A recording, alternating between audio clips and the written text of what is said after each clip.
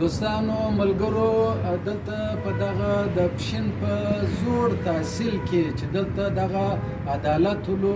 دوی وایي په پښین کې پانسي ګاټ نه ولو دا د 18مې پېړۍ خبره ده نو راست ښکاره کړو چې په پښین کې هم و خلکو ته پانسي ورکول کېدلې انګریزانو چې دوی هغه په دغه خونه کې و خلکو ته پانسي ورکولې ته راسې دا وګوره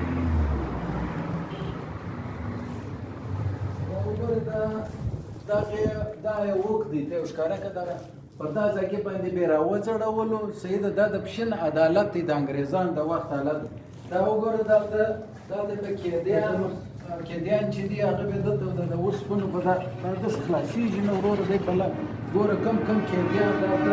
وخت یې کړی دي په دغه خونه کې په دغه توره تیاره کې به وروره یو انګریز چې و هغه به دلته جج و نو دلته به دغه خلک د پانسي ګاټ والا په دا دومره تنګه کمره کې چې دا به څو فوټه یې دا تقریبا لس و نه دي نه دا زموږ استاد دی صلاح الدین استاد د خانوزۍ هغه دی دلته ټیکه اخیستې ده دا د ایم پی ای فنډ په حواله باندې موږ و اصغر ترین صاحب ته دا ویلي ولو چې باید دلته موږ ته یو لایبرري و دا شی جوړ کړو فلحال خو دوی دا چتانو دا سیستم سره جوړي تېره ښکاره که صلاح الدین استاد هلته دوی چیش کار کړی دی نه نو دا د پانسي ګاټ حواله وله چې موږ به له درکړله چې یاره دلته دغه صورتیال دا وګوره کار شروع دی دلته کوم کار شروع دی صلاح الدین بھائی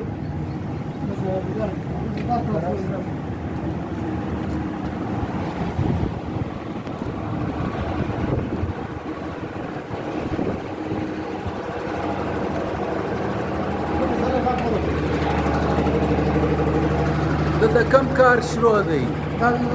ولډینګ شو دی ولډینګ شو دی کار شو دی چې کوم انګریز نقشه اچولې ده هغه طریقه موږ هم اچولې ده کوم چې انګریز نقشه اچولې وه په هغه طریقه صلاح الدین استاد ستا هم اچولې نو دا چیش دی دا د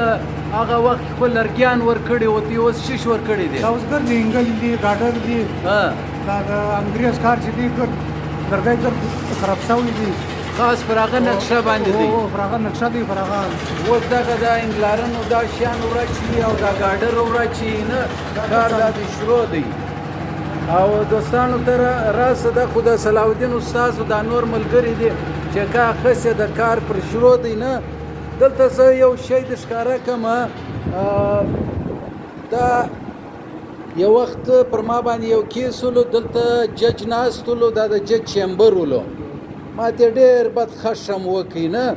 دی د دې ځای کې څه دی راووتی پر دا ځای کې دی راووتی دلته جج صاحب ناست و پر دا ځای کې جج ناست و دلته یې نومان ولو دلته د قید اعظم تصویر ولو سیده دلته چې دی هغه یوه کټیره وله دلته بیا بله کټیره وه دلته چې دی هغه موږ عوام ناست و هلته یې کلرکان ناست ولو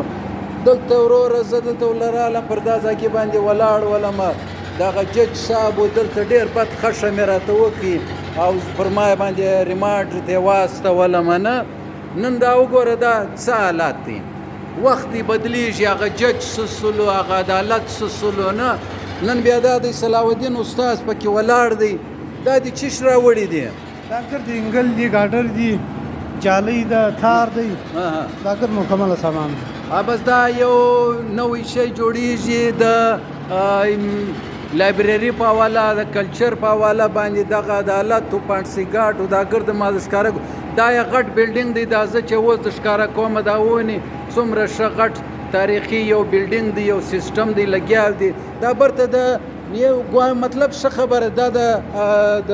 جج صاحب چیمبر ولو چې هلته بیا فیصله وکړله دې ځای کې څه به دی راووتی نه او دا زما یو زوړ تصویر دی چې دا زه اوس ښکاره کومه پر دا ځای باندې زه ولاړ یم دا د پیشي ځای ولو دا چې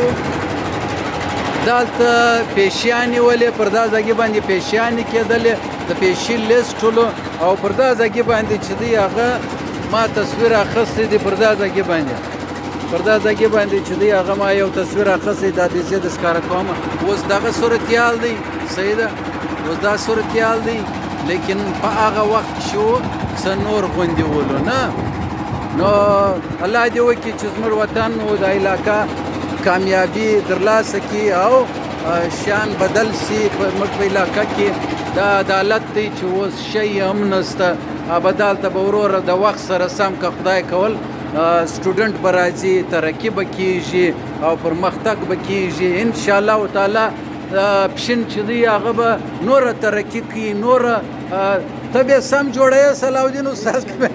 تاریخي انداز باندې به جوړوې بس خدای دې ته نوره ترقي ورکړي او دا زموږ دغه عدالت پخوانی عدالتو چې خان شهید هم دلته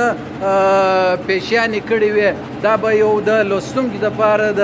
نوي نسل دپاره یو ښه ځای جوړ شي نقیب کلزي ته ورکړي اجازت د الله په امان